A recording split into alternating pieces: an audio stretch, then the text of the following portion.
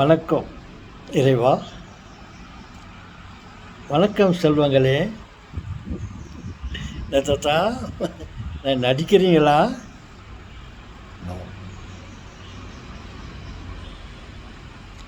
நீங்கள் தான். உங்களில் ஒருவர் என்னை கேட்டார், தாத்தா, உங்கள் வாழ்நாளிலே நீங்கள் எங்கன்னா நடிச்சிருக்கிறீங்களா அப்படின்னு கேட்டீங்க. அப்போது நான் ஒரு நடிகன் அப்படி என்று என் அனுபவத்தை சொல்லி கொண்டு வந்தேன்.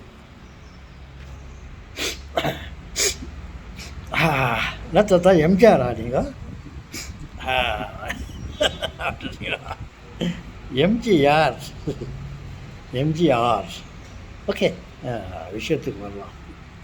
அப்புறம் என்னுடைய நாடக அனுபவத்தை பற்றி நான் கூறிக்கொண்டு வரும்போது ஒரு மதியத்தில் ஒரு உதாரணத்தை சொன்னேன்.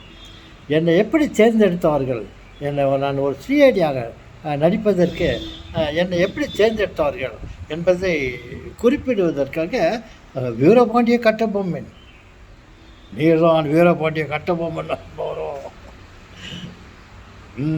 நீதான் ஜாக்சன் துறை என்பவரோ, வெகு தூரம் வந்துவிட்டீர், இவர் நட்பு விரும்பி அழைத்ததாக அறிகிறேன்.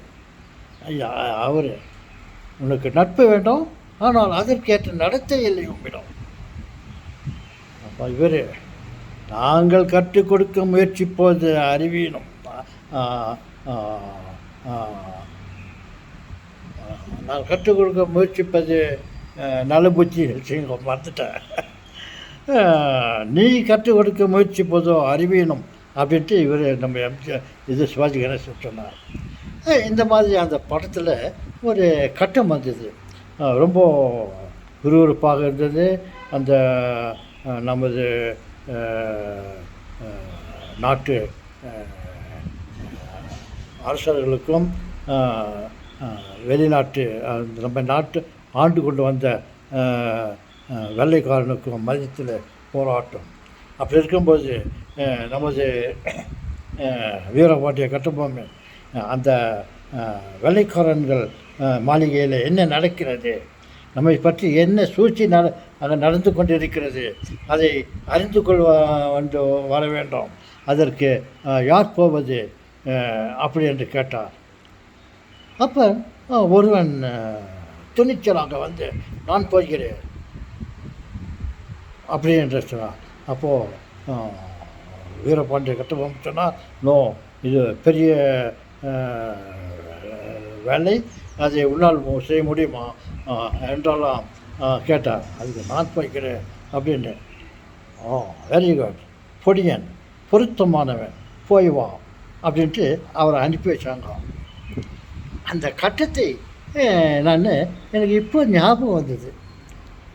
என்ன ஞாபகம் வந்ததுனாக்கா, அதே மாதிரி தான் நமது நாட்டிற்கும், நமது இந்திய பாரத் நாட்டிற்கும் பக்கத்து நாட்டுக்காரர் பாகிஸ்தானுக்கும் பயங்கரமான சண்டை, போர் நடந்து கொண்டிருந்தது, உண்மை சம்பவம். அப்பொழுது நமது இராணுவ தளபதி அவனை, பாகிஸ்தான்காரனை எந்த விதத்தில் அவனை அடக்க வேண்டும், அவன் எந்த விதத்தில் அவன் வாளை வெட்ட வேண்டும், என்ன வழின்னு பார்த்த யோசித்தான். அப்போது அவன் நாட்டிலே இருக்கும் இந்த ராடார் என்ற ஒரு பெரிய கருவி இருக்கிறது. விமானங்கள் வருவதை அது கண்டறிந்து அவர்களுக்கு தெரிவிக்கும். அப்பேற்பட்ட அந்த ராடாரை முதல்ல அதை உடைத்து விட்டு வந்துவிட வேண்டும். அதை உடைத்து விட்டு வந்தால் நம்மால் அந்த நாட்டை அட்டாக் பண்ணுறதுக்கும் அழிப்பதற்கும் ரொம்ப மிக வசதியாக இருக்கும்.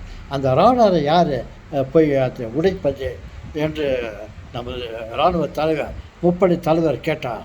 அதற்கு ஒரு இராணுவ வீரன், அந்த கட்டபொம்மன் இருந்த ஒருத்தர், நான் போகிறேன்னு சொன்னான் இல்லையா, அதே மாதிரி இவன் ஒரு வீரன் எழுந்து, நான் போகிறேன், நான் போய் அந்த ராக்கெட்டை அந்த ராடாரை ஒடிச்சிட்டு வரேன். அது பயங்கரமான வேலை. நீ போயிட்டு அந்த ராக்கெட்டில், அந்த விமானத்தில் போயிட்டு அந்த ராடாரை உடைத்தவுடன் இந்த ராடார் உடைந்துவிடும். அதே சமயத்தில் நீ இப்போ சென்ற விமானமாக சென்று அழிந்துவிடும். அதில் சென்ற நீயும் அழிந்து விடுவாய். உனக்கு அதுதான் கடைசி கட்டம். யோசித்து பதில் சொல்லணுன்னா, ஜெய் ஜவான், பாரத் மாதா கி ஜெய், நான் போகிறேன்னு சொல்லிட்டு எழுந்த அந்த ராக்கெட்டை எடுத்துக்கிட்டு போயிட்டு டக்கு ஆச்சுட்டான். அந்த ராடார் உடைந்து நாசமாகிவிட்டது. அதே இடத்துல அந்த இராணுவ வீரனும் ஆண்டு விட்டான். தெரியல, அந்த நிகழ்ச்சி எல்லாமே நினைவுக்கு வந்தது. அதை உங்களிடம் நான் ஷேர் பண்ணிக்க வேண்டும். நாட்டில் என்ன நடக்கிறது, போர் நடக்கிறது என்றால் எப்படியெல்லாம் நடக்கிறது பாருங்கள். நீ போய் அதை அழிக்க சென்றால் அந்த இடத்திலே நீயே அழியப்படுவாய். இன்னொன்று, நான் போகிறேன் நாட்டை காப்பதற்கு, நான் போகிறேன் என்று போகலாம். இப்படியெல்லாம் அந்த ராஜ்யத்தில் நம்ம நாட்டுகளுக்குள்ளே நடந்து கொண்டிருக்கிறது. அதை குறிப்பிடலாம் என்று இந்த நாடக விஷயமாக பேசும்போது இவைகளை குறிப்பிடுகிறது. நாமும் தயாராக இருக்கலாமா? வீட்டுக்கு ஒரு வீரன், நாடு முழுவதும் வீரர்களாக இருக்க வேண்டும். எந்த ஒரு சமயம், எந்த ஒரு இக்கட்டான நேரம் வந்தாலும் நம் இராணுவத்தில் போய் நம்ம நாட்டை காப்பதற்காக தயாராக இருக்க வேண்டும். ரெடியாக இருக்கிறீங்களா? நாங்கள்லாம் ரெடியாக இருக்கிறோம் தாத்தா, நாங்கள் ரெடியாக இருக்கிறோம் தாத்தா, நீங்கள் ரெடியாக இருக்கும்போது நாங்களும் ரெடியாக இருக்கிறோம் தாத்தா. Very good. இப்படித்தான் இருக்க வேண்டும் நாட்டு மக்களே.